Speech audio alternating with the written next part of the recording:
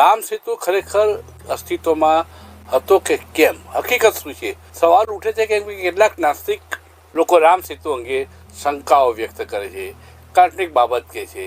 રામ સેતુ વિશે ખાસ લોકોને ફિલ્મ વિશે નહીં, રામ સેતુ વિશે જે લંકા પર ચઢાઈ કરતી વખતે ભગવાન શ્રી રામની કૃપાથી વાનર સેના, જે હનુમાનજીની વાનર સેના હતી, એ લોકોએ જે રામ સેતુ બાંધ્યો એ ખરેખર શું છે? હકીકત છે કે એક કલ્પના છે, કાલ્પનિક વાર્તા છે કે શું છે? હવે જો આપણે મૂવી આપણને કંઈ પણ બતાવે તે વાત અલગ છે. આપણે પહેલા જાણી લેવાનું કે રામ સેતુ શું છે. એવું તો ચોક્કસ કહીએ છે કે રામ સેતુ જે હવે અમે તમને સ્ક્રીન ઉપર બતાવીએ છીએ ને, એના વિશેની એક હકીકત જાણી લો. ઇતિહાસ, પહેલા ઇતિહાસનો મતલબ જાણો. ઇતિહાસ એટલે થઈ ગયેલી વાત, એનો મિનિંગ આવો થાય. ઇતિહાસ આ બની ચૂક્યું છે, એટલે કપોળ કલ્પિત કોઈ વાત નથી. રામ સેતુની પણ ભગવાન રામચંદ્રજી હતા તો રામ સેતુ પણ હતો, આજે પણ છે અને કાયમ પણ રહેશે. કોઈ માને કે ના માને એ આજે આપણે પ્રૂવ કરી દઈશું. આજે અહીં એવી હકીકતો આપણે બતાવી દઈએ કે જેનાથી આપને ચોક્કસ વાત ખબર પડી જાય કે ખરેખર રામ સેતુ હતો, કેવી રીતે બન્યો હતો, કોણે બનાવ્યો હતો, કેવા સંજોગો હતા. આપણે જાણીએ છીએ, આપણને અત્યારે એવું થતું હશે, ખબર છે કે સીતાજીને લેવા રામેશ્વરથી લંકા જવાનું હતું, એટલે રામનો આ બ્રિજ બનાવ્યો રામે, વાનરોએ બનાવ્યો. કેવી રીતે બનાવ્યો, શું કન્ડિશન હતી, શું મટીરિયલ હતું, કોણે કહ્યું એટલે બનવા માટે સ્ફૂર્ણાદી. આ રિયલ હકીકત વાલ્મીકી રામાયણમાં જણાવી છે. આજે હું આપણે એ શાસ્ત્રની વાત કરીશ જે આપ નથી જાણતા. બરોબર ધ્યાનથી જાણો. જ્યારે કોઈ આપણા ભગવાન વિશે, આવી આપણી સાંસ્કૃતિક બાબત વિશે, આપણા ધર્મને કોઈ કપોળ કાલ્પિત કે, ત્યારે આપણી જોડે આ જવાબ હોવો જોઈએ. દરેક જે હિન્દુ છે, દરેક જે ભગવાન શ્રી રામના અસ્તિત્વને માને છે, તેની જોડે ચોક્કસ જવાબ હોવો જોઈએ. કોઈ ફિલ્મ આપણને બતાવીને શું બતાવે કે ભાઈ આ હતું હકીકત, આપણે જાણી લઈએ. આપણા ગ્રંથોમાં જવાબ છે સાચો. જાણો વાલ્મીકીજી શું લખે છે. વાલ્મીકીજી રામાયણની અંદર એવું કહે છે કે કન્ડિશન એવી આવી ગઈ, ભગવાન શ્રી રામ રામેશ્વરના દરિયા કિનારે પહોંચી ગયા, ત્યારે તેમની આખી જે સમગ્ર વાનર સેના સાથે, ભાઈ લક્ષ્મણની સાથે તેઓ ત્યાં ગયા. દૂર જોઈ તો લંકા દેખાતી હતી. લંકા વિશે હનુમાનજી પહેલેથી જાણીને લાયેલા, સીતાજીને જોઈ અશોક વાટિકામાં બધું સમજીને આવેલા કે અહીંયા માતાજી છે. રામે નિર્ધાર કર્યો કે મારે તો લંકા જઈ અને લઈ આવવા છે અને રાવણનો વધ કરવો છે. દેવતાઓના કાર્ય માટે આ બધું આયોજન પ્રકૃતિએ કરેલું. ભગવાન શ્રી રામે સૌથી પહેલા શું કર્યું આ જાણો. ત્યાં ગયા, બેઠા, જોયું, નિરીક્ષણ કર્યું કે કેવી રીતે જવું. આટલી મોટી સેના લઈ જો 4-6 જણે જવાનું હોત તો એક નાવ બનાવી અને પહોંચી ગયા હોત. એટલે એક વાત આપ જાણી લો, આવી કોઈ રીતે તે ગયા નહીં. કેમ સેતુ બનાવવું જરૂર પડ્યું? આટલી મોટી સેના લઈ જવી પડે.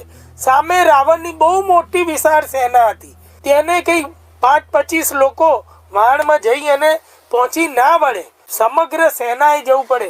હજારો લાખો વાનર અને રીંછની સેના હતી.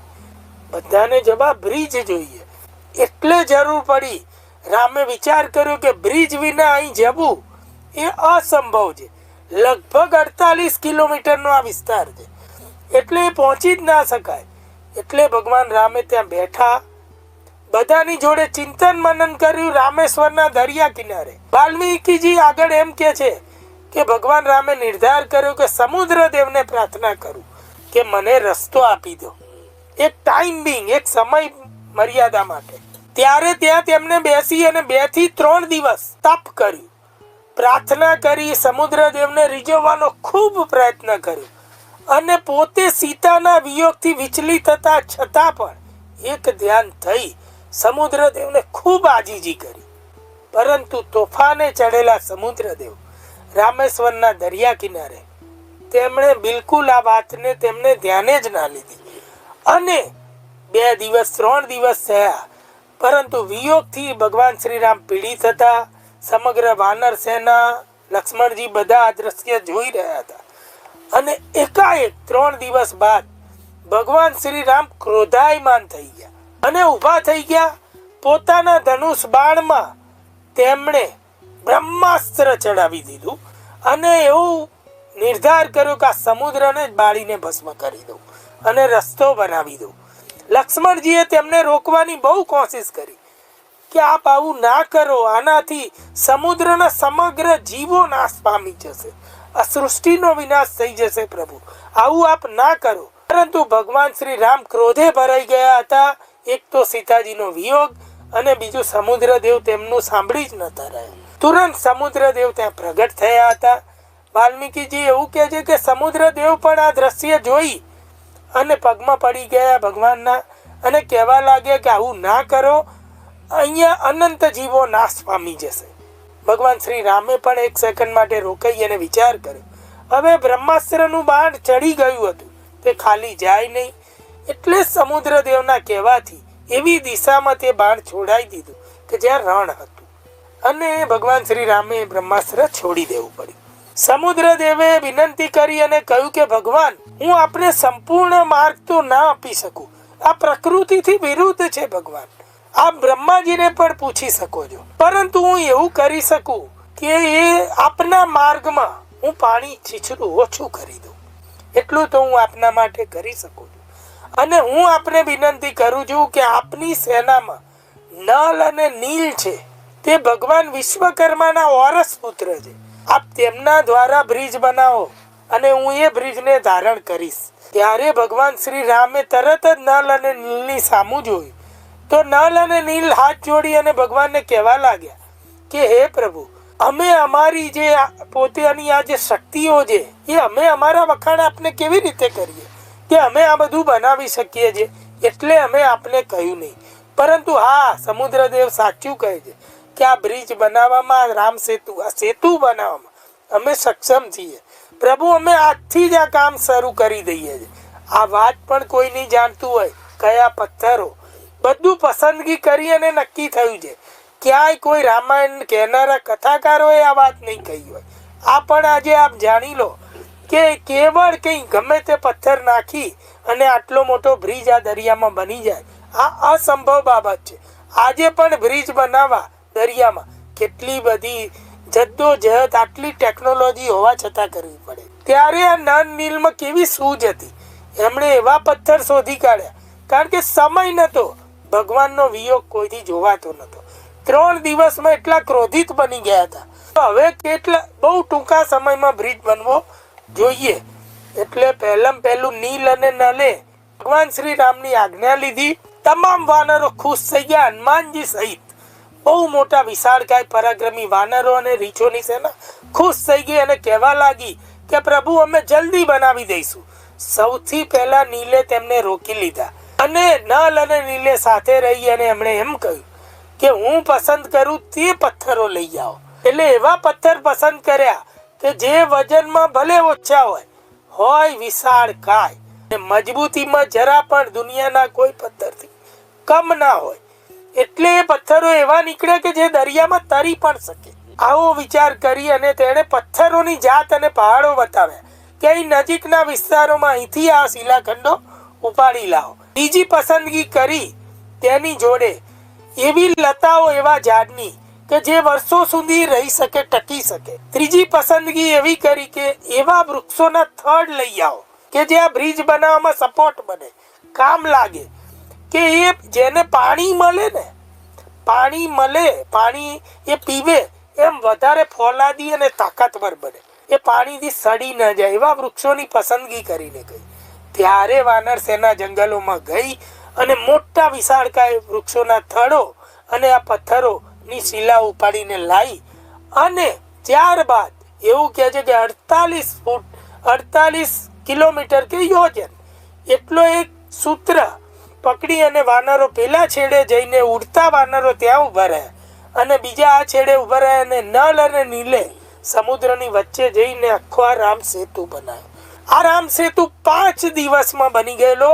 આ હકીકત પણ કોઈ નથી જાણતું. આટલો મોટો બ્રિજ આ સમયમાં, આજથી 10 લાખ વર્ષ પહેલાની વાત છે, આ સમયમાં 5 દિવસમાં બની ગયો હતો. હજારો વાનરો લાગી ગયા હતા અને આ બ્રિજ બનાવ્યો હતો. બધા આસાનીથી આટલું મોટું સૈન્ય ચાલીને જાય એના માટે. અને 5 દિવસમાં આ બ્રિજ બની ગયો.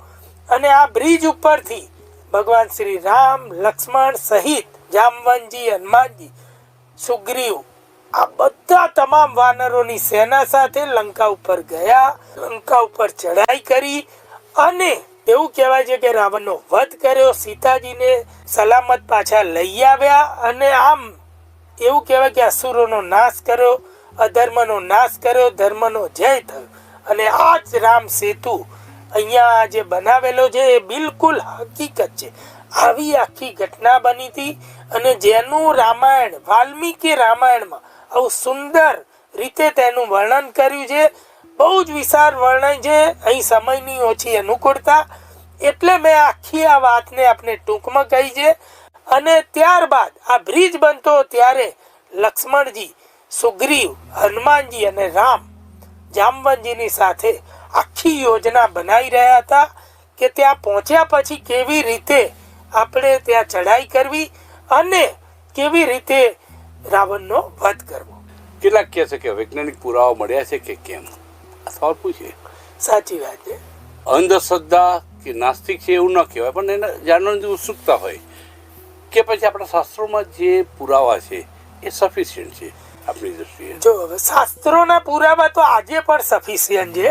હજુ પણ આજે કોઈ રામેશ્વર જાય ને તો ત્યાં ભગવાન શ્રી રામના ચરણો પણ મળે છે. ભગવાન શ્રી રામે રામેશ્વર શિવજીનું જે શિવલિંગ સ્થાપ્યું છે તે પણ મળે છે. રામેશ્વરની નજીક જતા જ્યાંથી બ્રિજ બન્યો ને ધનુષ્ય કોટી છે. ધનુષ્ય કોટી જતા રસ્તામાં એક એવી જગ્યા આવે છે ત્યાં આજે પણ મોટી મોટી શિલાઓ દરિયામાં તરતી દેખાય છે. આજે પણ વૈજ્ઞાનિકોએ જઈને, હવે વૈજ્ઞાનની આપણે વાત કરી, પહેલા હું ધાર્મિક આ નાની એક યાત્રા કરાવું. ધનુષ્ય કોટી જો, ધનુષ્ય કોટી આજે ગૂગલમાં ચેક કરો કેમ ધનુષ્ય કોટી. ત્યાં ભગવાન શ્રી રામે બાણ ચડાવ્યું હતું ધનુષ. આજે પણ એ ભૂમિનો આકાર ધનુષ જેવો છે એવી છાપ પડી ગઈ છે ત્યાં. બરોબર છે. એ આજે પણ ગૂગલમાં ચેક કરી શકો છો. ધનુષ્ય આકારનું છે ધનુષ્ય કોટી. બરોબર છે. ત્યાંથી બ્રિજ બનાવવાની શરૂઆત થઈ હતી અને આખો 48 કિલોમીટરનો આ બ્રિજ બન્યો હતો. 48 યોજન કહેવાતું હતું. હવે વાત અહીંયા એ આવી કે ભાઈ વિજ્ઞાન શું કહે છે. ચલો એ પણ આપણે પુરાવો આપી દઈએ કે વિજ્ઞાને પણ અત્યારે આ સમયમાં સ્વીકારી લીધું. કેટલા યુગો વીતી ગયા એવું કહેવાય. કેટલો મોટો સમય જતો રહ્યો ત્યારે વિજ્ઞાનને ખબર પડી. આ ચિત્ર જે દેખાય છે ને અત્યારે સ્ક્રીન ઉપર એ વિજ્ઞાને આપ્યું છે. એવું કહેવાય છે કે અમેરિકાની નાસાના સેટેલાઇટે આ ચિત્રને 2017માં પ્રદર્શિત કર્યું.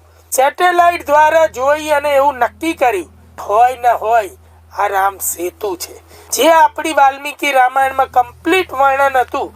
આ જગ્યાએથી નિર્માણ થયેલું, આવી રીતે આટલા યોજનનો આ રીતે બનેલો હતો, આ મટીરિયલથી બનેલો હતો તેવો બ્રિજ વિજ્ઞાને સ્વીકાર્યો. હવે નાસાને આપણે સર્વોપરી ગણીએ છીએ વિજ્ઞાન સાયન્સની બાબતમાં. અમેરિકાની નાસાએ જ્યારે 2017માં આ ચિત્રોને સેટેલાઇટ દ્વારા લીધા કે હા હકીકતમાં આ તો જે કહેવાય છે ભારતમાં કે શાસ્ત્રોમાં કહ્યું છે કે આ રામ સેતુ, તો કે ઇઝ ઇટ ટ્રુ કે આવું કંઈક અમને પણ હવે દેખાય છે કે હકીકતમાં આ બ્રિજ છે. હવે એ લોકોએ એ વખતે 2017માં એવું કહ્યું. ભાઈ કેવી રીતે બન્યું એ હજુ અમે કહી નથી શકતા, પણ ચોક્કસ અહીં જવાનો માર્ગ છે. એટલું તો આજે ત્યાંના નીચે સમુદ્રની અંદરના ભૂમિખંડો પણ દેખાય છે. એક વાત જે મેં આગળ કહેવાની અધૂરી હતી કે આ બ્રિજ જેટલા વિસ્તારમાં બન્યો છે ને, સમુદ્ર દેવે એમ કહેલું કે પાણી ઓછું કરી દઉં, તો સાયન્ટિસ્ટોએ આજે એવું સ્વીકારી લીધું કે ભાઈ આટલો જે પટ્ટો છે ને એમાં પાણીનો વેગ બિલકુલ ઓછો છે. એમાં કેટલા વિસ્તારોમાં તો એવું છે ચાલીને જઈ શકાય, આપણે ડૂબી ના જઈએ.